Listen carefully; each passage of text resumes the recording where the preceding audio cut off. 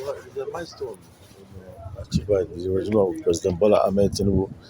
Uh, Most of his shuttles abroad have started paying dividends for the good of our nation.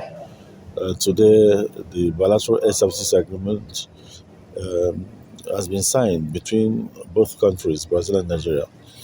And I'm sure you heard when President Lula of Brazil said that Nigeria's largest carrier, Airpeace, has been designated to implement this Basa by running scheduled flight operations into and out of Brazil to Nigeria.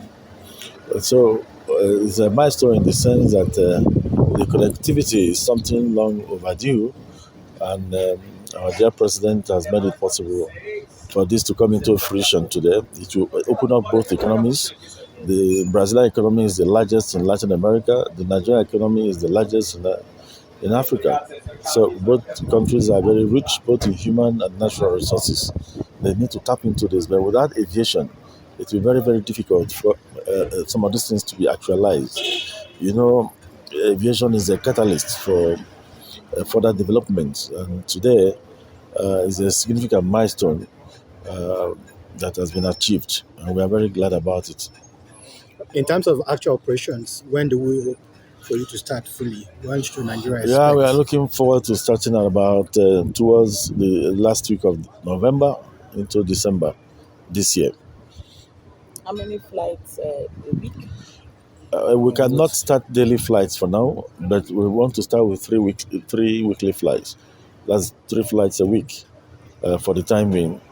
But as we go on, we develop the route and we can increase the frequency.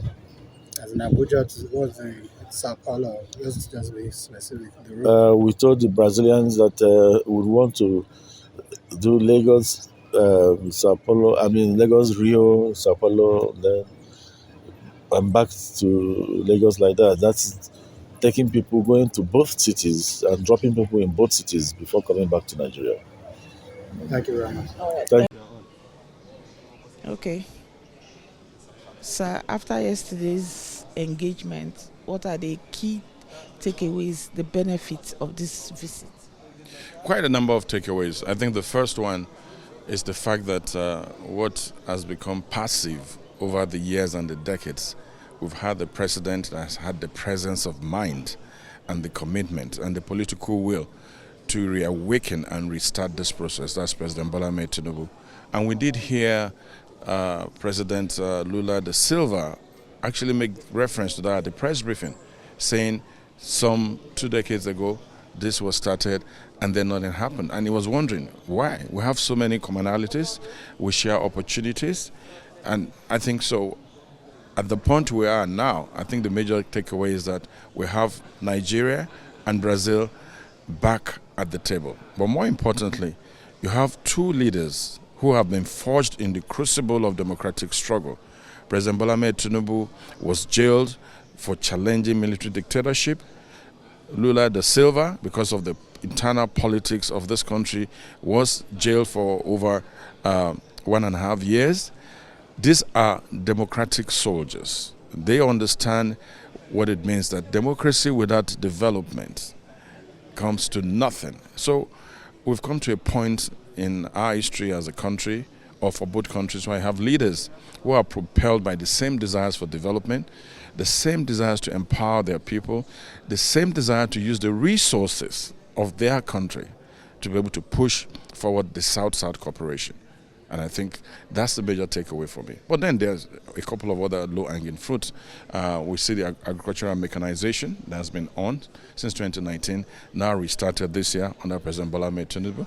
We see the cultural exchange being coming up. And I think the biggest is the direct flight, the Basa that was signed under the Aviation. And you look at the 5 MOUs signed yesterday. They were very strategic. One for funding in agriculture, our Bank of Agriculture and the International Bank for Development from this country. That's the first MOU. The Basa, Aviation, very, very critical. Science and technology.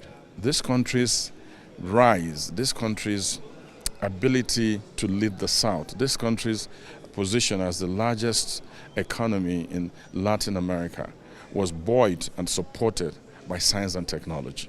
And when we were at the binational yesterday, the woman in charge, she spoke about how markets have opened up, the genetics market and several other markets for this economy, and inviting Nigeria to say, this market is open for you, come join us in this market so we can go forward.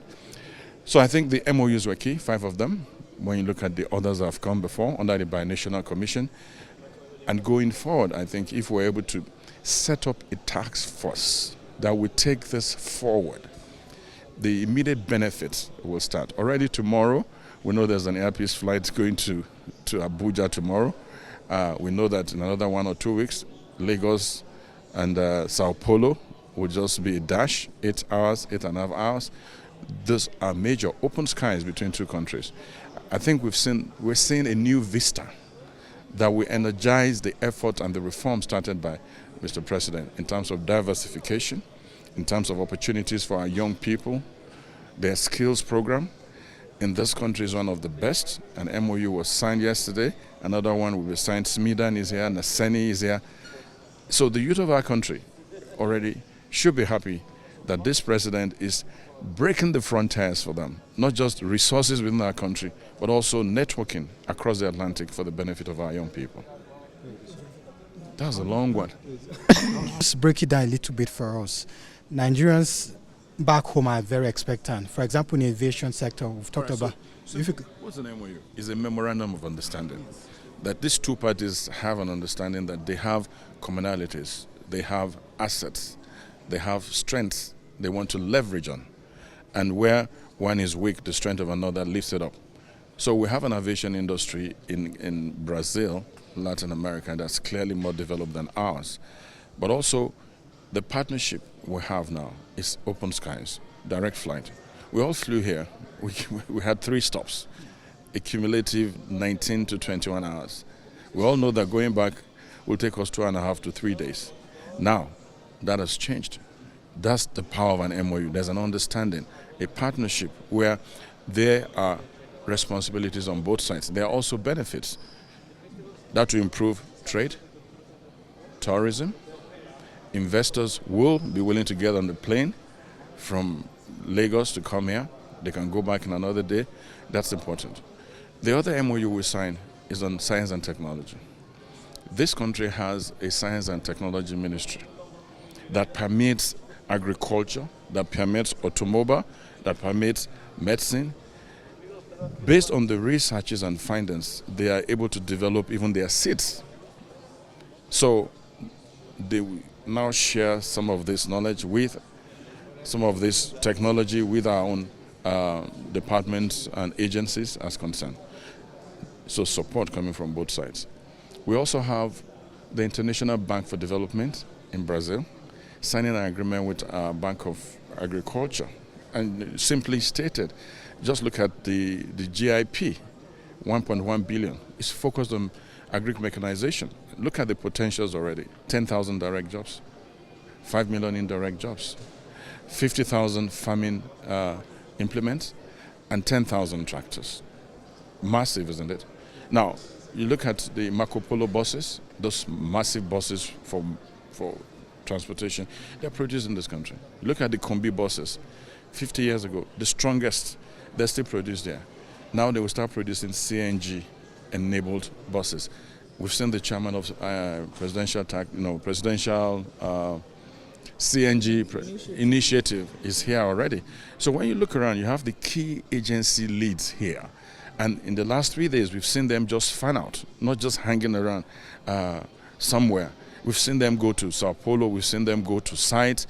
I'm going to be going with the Naseni executive vice chairman today to go and look at what they're doing when it comes to solar energy, mechanized agriculture, and farm implements.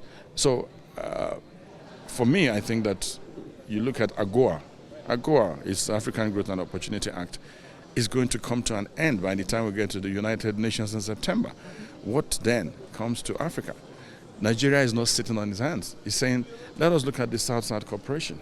Nigeria, the largest population on the continent on this side. South America, that is Brazil, the largest in Latin America. You look at the population size, 220 million, 212 million. So a lot of complementarities. And we see the South-South coming together. There was something that President Lula da Silva said yesterday, which was significant for me. He said Nigeria already has all it takes to be a full member of BRICS, considering of G20. Is it G20? G20. Considering that it's coming from someone who is a key player, you can see that in 2 years, President Bola Tinubu has not only turned the radar of the global community on Nigeria in a positive sense, but that sense of the fact that you have a leader with a vision is not enough to have a vision. You must have the political will to drive your vision through.